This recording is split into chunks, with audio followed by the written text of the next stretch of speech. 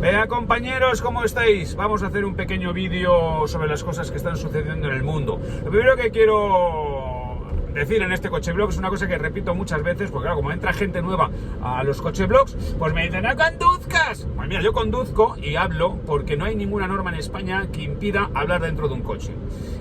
Hay muchísimos programas que se graban con cámaras dentro del coche, mientras que la cámara esté fija y tú no tengas que manipularla, no hay ninguna prohibición al respecto. Lo que se te exige es que mantengas siempre la atención al volante, y la atención al volante yo la mantengo porque, como veis, mantengo fija la vista en la conducción, manejo los intermitentes, miro por los retrovisores y de vez en cuando miro la pantalla como se podría mirar la pantalla de un GPS. No pierdo en ningún momento la atención de la conducción. Hay muchísimos programas con este formato que se graban con una cámara dentro del coche, como por ejemplo un programa de seguridad vial, como es Seguridad Vital de La Primera, de Televisión Española, donde yo he participado y precisamente de ahí tomé la idea. Pones una cámara dentro del coche y hablas.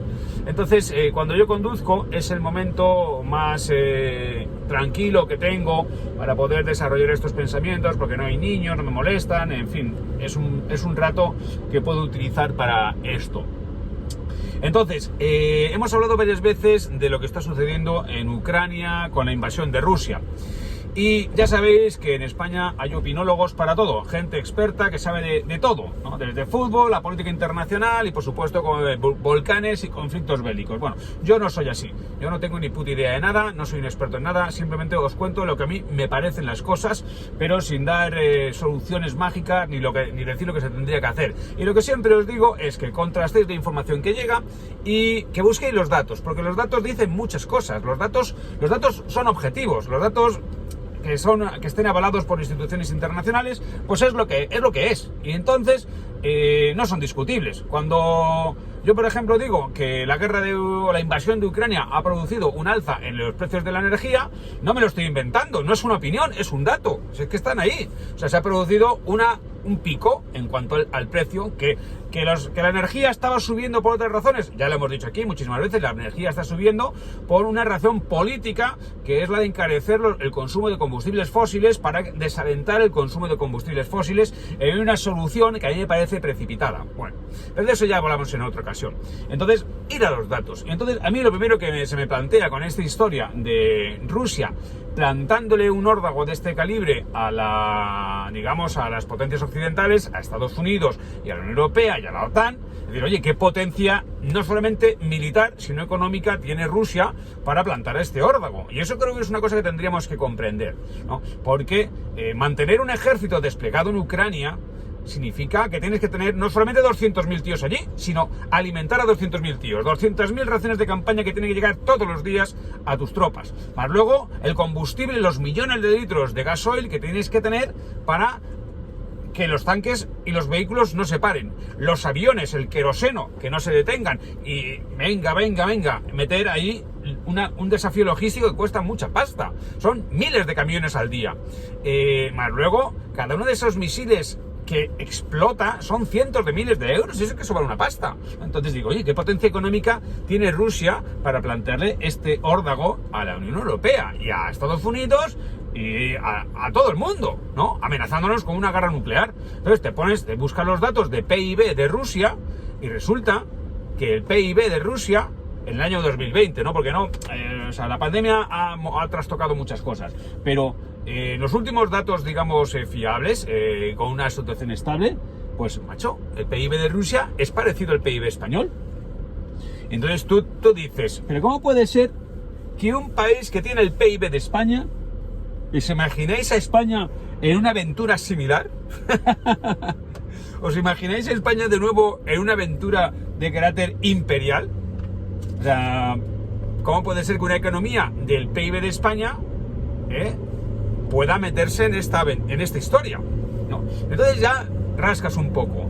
Entonces, bueno, población que tiene España, 40 millones de habitantes. Población que tiene Rusia, 146 millones de habitantes.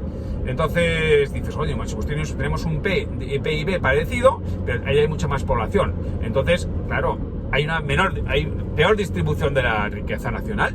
Entonces te vas a la deuda pública, ¿no? Porque dices, bueno, pues si tienen esto pues tendrá una deuda pública descomunal para mantener servicios para 146 millones de personas. Bueno, pues Rusia es uno de los países con menor deuda pública del mundo. España es uno de los países con mayor deuda pública del mundo. No es el país con mayor deuda pública del mundo, porque el país con mayor deuda pública del mundo es Japón, ¿no? Después están, hay países que Italia tiene mayor deuda pública que España. España ahora mismo está, porque la deuda pública española ha subido a lo bestia en los últimos años, eso también es cierto, la bestia. Estamos, pues no sé si somos el séptimo o octavo país, digamos, de los desarrollados, porque Bélgica tiene también una deuda pública descomunal, Francia tiene casi un 100% de deuda pública, en fin, que la deuda pública no es una cuestión solamente española, ¿no? Pero que España tiene una deuda pública acojonante, pero hay países que no amenazan de default y que, porque yo creo, no soy un economista, pero yo creo que el problema de la deuda pública no es el nivel de deuda pública que tiene, sino la capacidad de pagar. Es decir, la capacidad de pagar. Nadie duda de que Japón es capaz de pagar su deuda pública. Y por lo tanto, Japón se endeuda para prestar sus servicios, una población envejecida, en fin, y una población que vive de puta madre. Entonces se endeuda, pero todo el mundo, yo no creo que la deuda pública de Japón esté en cuestión. Así que la deuda pública de Japón sigue creciendo. Bien, ¿qué ocurre con Rusia? Que no tiene apenas deuda pública. O sea, ¿y cuánto gasta en defensa? Pues casi un 5% de su PIB. ¿Y España? Pues no llega al 1. O sea, está ahí. Si es que están diciendo que era o el 1,2, están diciendo que subirlo al 2 y es un disparate de gasto público que hay que hacer. Entonces, claro, es un país que se ha podido meter en esta aventura, pero a mí lo de la deuda pública, digo, el PIB de Rusia, que me corrijan los economistas, me resulta algo engañosa, ¿no? El PIB de Rusia, porque, hombre, España y Rusia tienen PIBs similares, pero Rusia es el principal exportador de petróleo del mundo. O sea, exporta gas y exporta petróleo. España no aporta nada de eso. Jamones, ¿no? O sea, Rusia tiene primero, tiene autosuficiencia energética, lo cual le permite plantearse estos órdagos y lo convierte en un adversario formidable a medio plazo. A largo plazo no lo sé.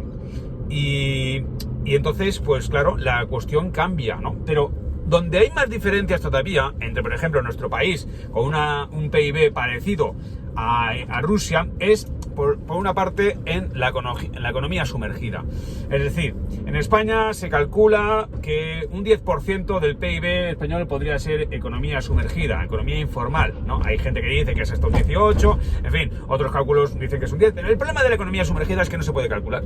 O sea, que es economía que pasa completamente desapercibida del fisco. Se realizan estimaciones y los productos interiores brutos, ahora, desde una modificación que se hizo, yo creo que en el año 2008, tratan de incluir en el PIB lo que sería las actividades ilegales. La prostitución, por ejemplo, forma parte del PIB. El tráfico de drogas forma también parte del PIB. Actividades ilegales por estimaciones, pero eso es imposible de cuantificar.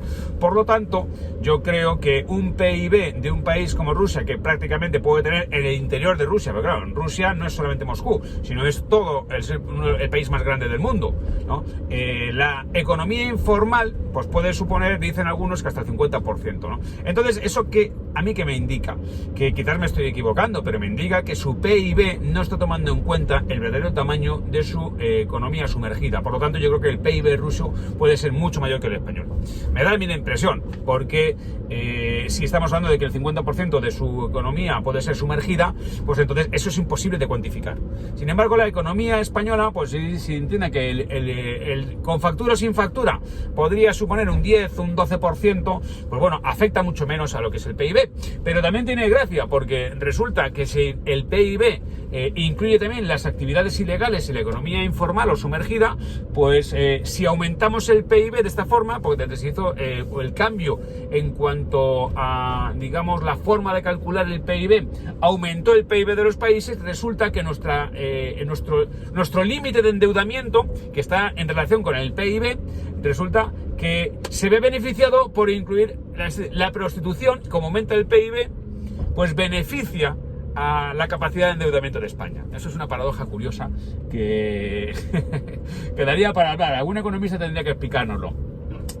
Después, ¿qué cosas también son curiosas en cuanto a a los datos que he encontrado de Rusia, pues su pirámide demográfica es también alucinante. Porque nosotros en España ya sabemos que tenemos una tasa de reemplazo, que nuestro problema es la crisis demográfica. Estamos en 1,2, ¿no? de tasa de fertilidad por mujer, cuando necesitaríamos casi dos hijos por mujer para tener una tasa de reemplazo. Es decir, para que nuestra sociedad tuviera un crecimiento, se mantuviera demográficamente, ¿no? En Rusia tuvieron durante el año 2000, en los últimos años, ahora ya ha caído, tuvieron un crecimiento demográfico. O sea, no crecimiento demográfico, tuvieron mayor tasa de reemplazo de natalidad. Es decir, las mujeres rusas tuvieron casi un 1,6 de natalidad. O sea, 1,6 hijos por mujer. ¿Eso qué significa? Que tuvieron mucha población joven, que han tenido mucha población joven. Y, sin embargo, la esperanza de vida en Rusia es mucho menor que en el resto de los países desarrollados, por una razón que es acojonante. Rusia es el segundo país del mundo donde más gente muere por consumo de alcohol. Es decir, los rusos, sobre todo los hombres, literalmente se matan a beber. O sea, su grado de consumo de alcohol duro, vodka, es tan desmesurado que literalmente se matan a beber. Y estadísticamente. Entonces, hay pocos viejos, porque se mueren. Y por lo tanto tienen una población más joven que la occidental, mucho más joven que la española. O sea, su pirámide demográfica hace que entre los 0 y los 50 años tengan mucha más población, o los 0 entre los 40 años tengan muchísima más población que nosotros, por ejemplo, que tenemos una pirámide completamente truncada. Es decir, tenemos una pirámide de viejos, ¿no? Entonces, resulta que como el servicio militar es obligatorio en Rusia, pues Putin dispone de masas de soldados. Es decir, dispone de una población que por lo menos los próximos 10 o 15 años le va a garantizar mano de obra y soldados. Pero eso también se ha terminado. Es decir, la cuestión es que esto es en el medio plazo.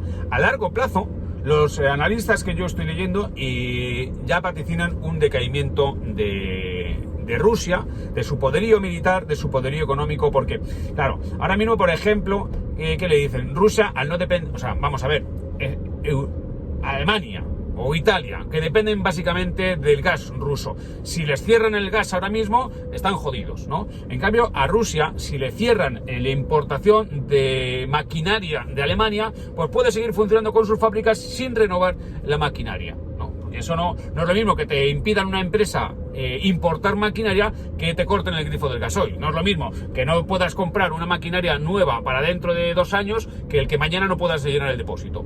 Entonces, esa es lo que está sucediendo en la confrontación entre estos dos bloques, ¿no? Entonces, por eso Rusia se está permitiendo esta campaña, ¿no? Pero a largo plazo, pues los mejores analistas, yo creo que lo que interpretan es que quien va a ganar de todo esto es China. A China le interesa que Occidente no quiebre, porque al fin y al cabo su crecimiento económico se basa fundamentalmente en el consumo masivo que realiza Occidente, no Rusia, de productos chinos.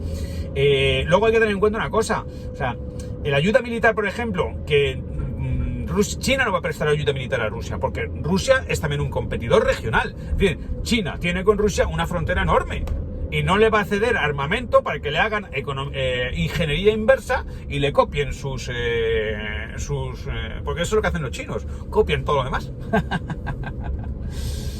Entonces, pues además Rusia y China tienen una enorme competencia en el ámbito de las repúblicas centroasiáticas, de Kazajstán, Uzbekistán. Ahí, claro, tienen competencia económica, mercantil, política. Entonces no es tan fácil que China vaya a apoyar a Rusia. Por lo menos eso es lo que los que a mí me parecen más espabilados están diciendo, ¿no? Así que, bueno, chicos, no sé, yo no soy un gurú, lo único que quiero es ofreceros unos datos que me han parecido que podrían ser interesantes, porque claro, comprender cómo un país como Rusia, con esa economía tan pequeña, puede afrontar esta campaña, bueno, pues si tenemos en cuenta que es productor de petróleo y gas, que tiene una deuda pública ridícula, no sé si llega al 20%, mientras que España está en el 120%, pues nos ayuda a entender un poco cómo es esto, y sobre todo que tienes por ahora población joven que dentro de 10 o 15 años ya va a empezar a tener, ya volverá a tener los mismos problemas que tiene Occidente, es decir, población envejecida, pero ahora mismo no, ahora mismo tiene mucha población joven y por lo tanto y un servicio militar obligatorio. Entonces, bueno, pues y luego tiene un enorme gasto en el Ministerio de Defensa, en defensa. Es decir, si España gasta 1,2, pues ellos gastan un 5 o un 4,5. Entonces, bueno, yo creo que estos son datos que nos permiten entender mejor las cosas, ¿no? Y eso es lo que quería haceros. Y luego ya, bueno, pues ya hablaremos de esto de cuestión del Sáhara, porque me lo tengo que estudiar bien, pero yo, si recordáis mis vídeos aquellos del Sáhara, ya hablaba de que esto era lo que iba a suceder, que se iba a reconocer el statu quo por un imperativo, en fin, por una evidencia. No digo ni que esté bien ni que esté mal, sino que esto es lo que está sucediendo.